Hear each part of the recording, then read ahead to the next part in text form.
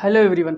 जैसा कि आपको पहला लेक्चर आप अगर देखे हो तो फिर अच्छी बात है, यदि नहीं देखे हैं तो पहला लेक्चर आप जाके देख सकते हैं या फिर देख लीजिए, और उसके बाद आप इसको देखने में देखेंगे तो ज़्यादा समझ में आएगा। Basic vector means scalar vector और फिर वेक्टर का एडिशन, सब्ट्रैक्शन या फिर मल्टीप्लिकेशन या क्रॉस प्रोडक्ट, डॉट प्रोडक्ट, इस सब के बारे में उसमें जो है आपको बताया गया। ठीक है, अब इसमें जो बताया जाएगा तो वेक्टर एनालिसिस मतलब वेक्टर का डिफ्रेंसिएशन कैसे होता है उसके बारे में, या जो ग्रेडियंट होता है या फिर ग्रेडियंट डाइवर्जेंस या और जैसे कर्ल जो होता है उसके बारे में यहाँ पर आपको नॉलेज मिलेगी। ठीक है, तो इसमें देखिए कैसे एक वेक्टर का डिफ्रेंसिएशन करते हैं, उसको देखिए जरा।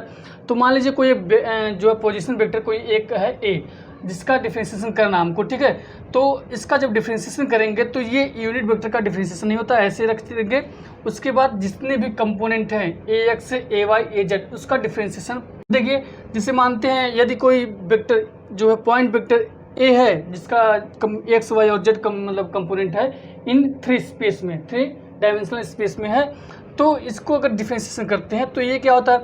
चलिए ठीक है, इसको देख लेते कैसे होता है। इसका जब डिफ्रेंसिएशन मतलब टोटल डिफ्रेंसिएशन करेंगे वेक्टर का, वेक्टर ए का जो है आपका 3 डायमेंशनल पॉइंट वेक्टर है, तो इसका जब डिफ्रेंसिएशन करेंगे तो ये मान लीजिए अगर इसका जब डिफ्रेंसिएशन करना है तो कोई एक जो एक्स्ट्रा कंपोनेंट मान लीजिए जिसके सापेक्ष हमको पूरे का डिफ्रेंसिएशन मतलब एक्स वाई और जेड का, मीन्स अगर हम ए का डिफ्रेंसिएशन इन तीनों के सापेक्ष करते हैं तो इसका जो है जैसे एक्स वाई और जेड का भी मतलब डिफ्रेंसिएशन करना होगा, तो इसको मानते हैं आपका टी के सापेक्ष डिफ्रेंसिएशन करते हैं। यदि इसको टी के सापेक्ष डिफ्रेंसिएशन करते हैं तो differentiation of A with respect to T हो जाएगा। इसका जब डिफ्रेंसिएशन करेंगे तो ये हो जाएगा del A upon del x into हो जाएगा आपका D x upon D T. ठीक है, और ये हो जाएगा। उसके बाद इसका तो डिफ्रेंसिएशन हो गया, फिर ए का डिफ्रेंसिएशन एक्स के सापेक्ष हो गया, फिर वाई के सापेक्ष करेंगे del A upon del Y into D Y upon D T. ठीक है, प्लस अब देखिए जेड के सापेक्ष करते हैं तो हो जाएगा आपका del A upon del Z, और ये आपका हो जाएगा D Z upon D T. ठीक है, तो ये आपका होगा total differentiation of vector A. ठीक है, तो ये आपका जब इसमें देखिए ये आपका एक ऑपरेटर है, ये जो है डी इतना एक ऑपरेटर है। ठीक है, इसको जो है हम काटेंगे नहीं, इसको सिर्फ डायरेक्टली जो है इसको यहाँ से रिमूव कर देंगे, तो ये हो जाएगा D vector A is equal to हो जाएगा del A partial differentiation of A with respect to X into D X. T को नहीं लिखो, टी को कॉमन करके जब टी को कॉमन करेंगे तो सब जगह से डी टी जो है आप बस इसको रिमूव कर देंगे, तो ये हो जाएगा आपका plus del A upon del Y D Y plus del A upon del Z into D Z.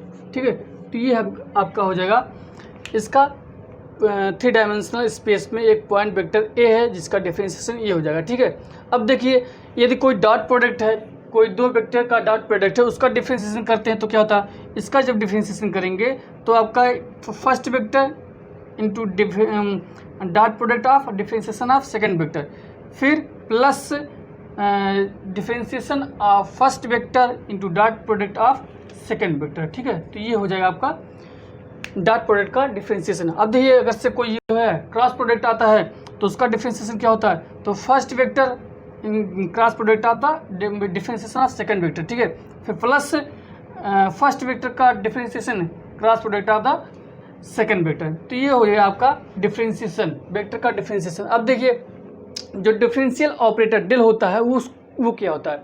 Differential operator इसको बोलते हैं नेबुला भी बोलते हैं, ये आपका डिफरेंशियल ऑपरेटर है। ठीक है, इसको नेबुला भी बोलते हैं, डेल भी बोलते हैं। देखिए ये जो होगा आपका 3 डायमेंशनल स्पेस में डिफरेंशिएशन है, मीन्स इसको ये ऑपरेटर जहाँ पर यूज़ करेंगे वो आपका ये शो करेगा कि ये वेक्टर का डिफरेंशिएशन है इन 3 डायमेंशनल स्पेस में। हाँ, यदि आपका डेल लिखने के बाद ये इस तरह साइन बनाने के बाद उसके बाद एक्स लिख दिया गया या फिर यहाँ पे इस तरह से बनाने के बाद आपका वाई लिख दिया, तो ये आपका ये शो करता है कि केवल आपका जो इस वेक्टर का डिफ्रेंसिएशन है वो एक्स के विथ रिस्पेक्टिव हो रहा है, केवल वाई के सापेक्ष डिफ्रेंसिएशन करना होगा।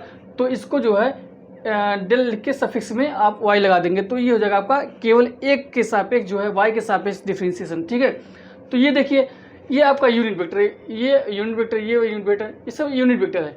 इसको आपको कहीं बुक में या फिर बहुत सारे बुक में डेल मतलब ई एक्स दिया है, ई वाई ए जेड दिया है, इस यूनिट वेक्टर को शो किया गया है, या फिर ए एक्स ए वाई ए जेड शो किया गया है। तो ये आपको मतलब शो करने का तरीका होता है। तो अब देखेंगे हम देखेंगे जो आपका ग्रेडियंट या डाइवर्जेंस या कर्ल होता है। तो अब हम बात करेंगे ग्रेडियंट की। ग्रेड जो ग्रेडियंट होता है वो मान लीजिए जो इसको लिखा जाता है, जो रिप्रेजेंट करने का तरीका होता है, ये आपका ग्रेड इस मान लीजिए कोई एक वेक्टर ए है, कोई पोजिशनल वेक्टर ए है, तो इसको ग्रेडियंट को इस तरह से भी लिखते हैं, या फिर ग्रेड मीन्स ये होता है आपका ग्रेडियंट। ये आपका अगर से कोई एक वेक्टर ए है या फाई कोई वेक्टर है, सॉरी ये फाई है। देखिए जो ग्रेडियंट होता है, इसके पहले वाले लेक्चर में आप जिससे कि पढ़े हैं, तो उसमें जो बताया गया था कि एक वेक्टर को एक स्केलर से मल्टीप्लिकेशन करते हैं तो वहाँ पर एक कोई जो वैल्यू आती है वो आता है, उसके जो मैग्नीट्यूड में इंक्रीमेंट होता है, डायरेक्शन में इंक्रीमेंट नहीं होता है। यहाँ पर जो होता है केवल एक वेक्टर, जिसे आप डेल है जो ये वेक्टर का मतलब जो वेक्टर है ये ऑपरेटर, वेक्टर ऑपरेटर, ठीक है। और जो ये फाई है ये आपका स्केलर क्वांटिटी है। तो स्केलर क्वांटिटी के ऊपर जब हम एक वेक्टर ऑपरेटर को जो हमें मतलब अप्लाई करते हैं तो उसको बोलते हैं ग्रेडियंट, ठीक है।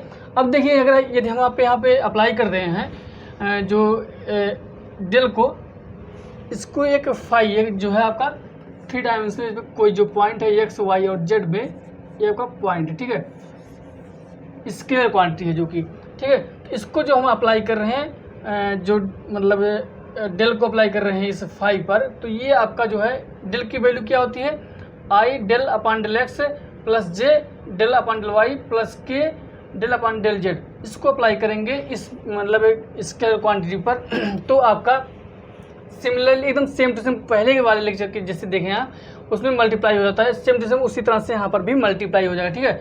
मीन्स इसका जो है डिफ्रेंसिएशन इस फाई का हो जाएगा एक्स के सापेक्ष और वाई के सापेक्ष और जेड के सापेक्ष, तीनों के सापेक्ष ये फाई का पार्शियल डिफ्रेंसिएशन हो जाएगा, ठीक है। अब देखिए जो डाइवर्जेंस क्या होता है, डाइवर्जेंस जो होता है आपका, ये आपका डॉट प्रोडक्ट होता है, ठीक है।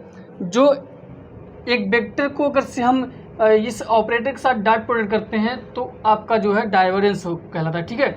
अब देखिए इसको शो करने का तरीका ये भी तो होता है, डाइवर्जेंस ए, इसको इस तरह से भी लिखा जाता है, या फिर डाइवर्जेंस इसको बोलते हैं ए, ये इन दोनों के बीच ये भी आपका डॉट, ये आपको बोलते हैं डाइवर्जेंस, ठीक है।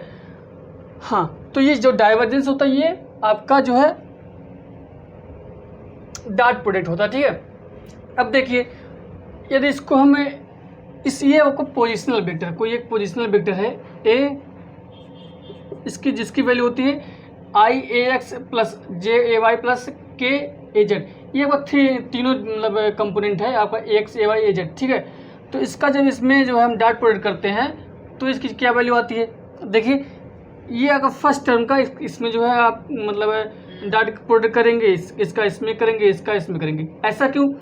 तो देखिए ज़रा, अगर हम आई का आई में करते हैं, जे का जे में करते हैं, के का के में करते हैं, ठीक है, केवल हम इसमें जो है डॉट प्रोडक्ट में आई का आई में करेंगे, जे का जे में करेंगे, के का के में करेंगे, तो हमको वैल्यू प्राप्त होगी, ठीक है। यदि हम आई का जे में करते हैं, आई डॉट जे करते हैं, आई डॉट जे करते हैं, या फिर जे डॉट के करते हैं, या के डॉट आई करते हैं, तो हमको क्या मिलता है, इसके पहले आप जानते हैं कि जो डॉट प्रोडक्ट होता है उसमें कॉस थीटा आता है, ठीक है। तो जब इसमें हम कॉस थीटा आता है तो इसकी जो वैल्यू होती है, जैसे आई डॉट जे, जैसे 3 डायमेंशनल स्पेस में है, ये आपका आई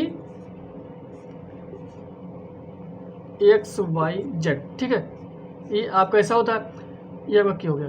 तो इन तो मतलब आई और जे के बीच में जो है आपका 90 डिग्री है, तो आप जानते हैं cos 90 इक्वल टू होता है आपका 0 होता है, और cos 0 इक्वल टू होता है 1, तो इसलिए यहाँ पर इसकी वैल्यू 0 हो जाएगी, ठीक है, इन तीनों की वैल्यू 0 हो जाएगी। इसलिए हम केवल जो है आई का आई में करेंगे, जे का जे में करेंगे और के का के में करेंगे, ठीक है। डॉट प्रोडक्ट मिलेगा हमको, तो ये वैल्यू आपको प्राप्त होगी।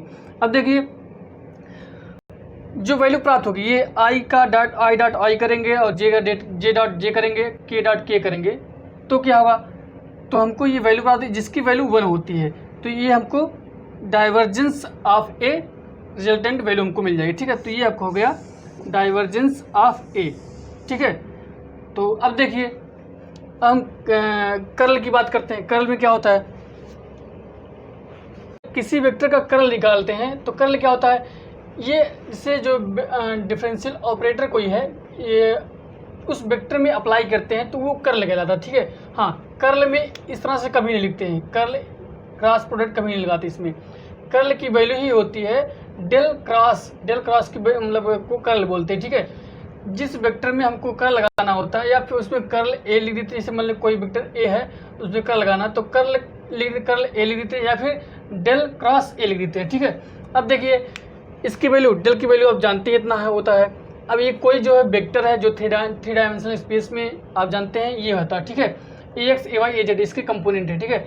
अब देखिए इसका जो क्रॉस प्रोडक्ट निकालते हैं हमेशा हम जो है क्या करते हैं कि जो वैल्यू होती है, जैसे आई क्रॉस आई की जो वैल्यू होती है 0 होती है, जे क्रॉस जे की वैल्यू जो होती है 0 होती है, के क्रॉस के की जो वैल्यू होती है 0 होती है। क्यों? क्योंकि यहाँ पर थीटा की वैल्यू 0 में होती है। इसलिए आप जानते हैं कि जो क्रॉस प्रोडक्ट होता है वो उसमें जो एंगल होती है उसमें साइन थीटा होता है, ठीक है। जो साइन थीटा होता है इसलिए उसकी जो वैल्यू मिनिमम अगर एंगल है तो उसकी जो वैल्यू आएगी मिनिमम आएगी, ठीक है। यहाँ पर देखिए आई क्रॉस आई, जे क्रॉस जे या के क्रॉस के जो वैल्यू होगी वो 0 होगी, इसलिए इस कंपोनेंट को हमें नेगलेक्ट कर देते हैं। आई क्रॉस आई की जो वैल्यू होती है वो नेगलेक्ट कर देंगे, जे क्रॉस जे की जो वैल्यू होगी उसको नेगलेक्ट कर देंगे, के क्रॉस के की जो वैल्यू होगी उसको नेगलेक्ट कर देंगे, ठीक है। अब देखिए क्या बचता है, आई क्रॉस जे बचेगा, आई क्रॉस के बचेगा, इसकी जो वैल्यू होगी आई क्रॉस जे आई क्रॉस के यहाँ पर लिख दिए हैं। अब देखिए ये होगा, फिर आप जे की देखते हैं, जे का आई में जो क्रॉस प्रोडक्ट नहीं होता ये होगा।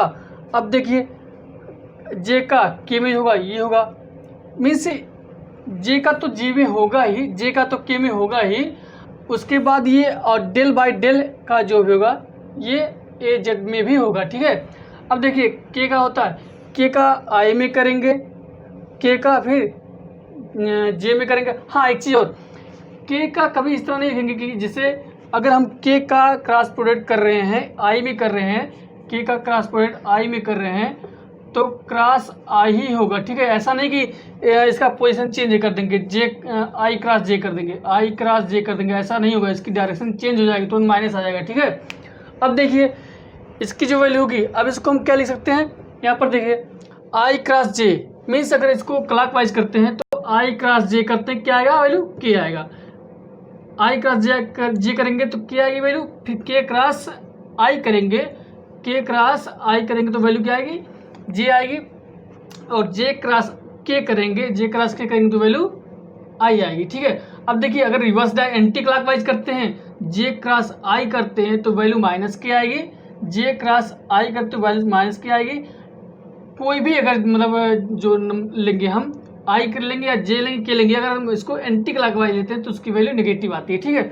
अब देखिए यहाँ पर हम इसकी वैल्यू के हो गई, इसकी वैल्यू माइनस जे हो गई, जे क्रॉस आई की वैल्यू माइनस के, सॉरी जे आई क्रॉस के की वैल्यू माइनस जे, और इसकी वैल्यू जे क्रॉस आई की वैल्यू माइनस के। इसी तरह से हम सभी को क्रॉस प्रोडक्ट लिख देंगे, ठीक है। जो क्रॉस प्रोडक्ट होता है इसकी वैल्यू लिख देंगे। अब देखिए हम क्या करेंगे, आई जे और के को जो है कंक्लूड कर लेंगे, ठीक है। उसके बाद ये आपका हो गया कर्ल ए, तो उसके बाद इसको डिटरमिनेंट फॉर्म में लिख देंगे।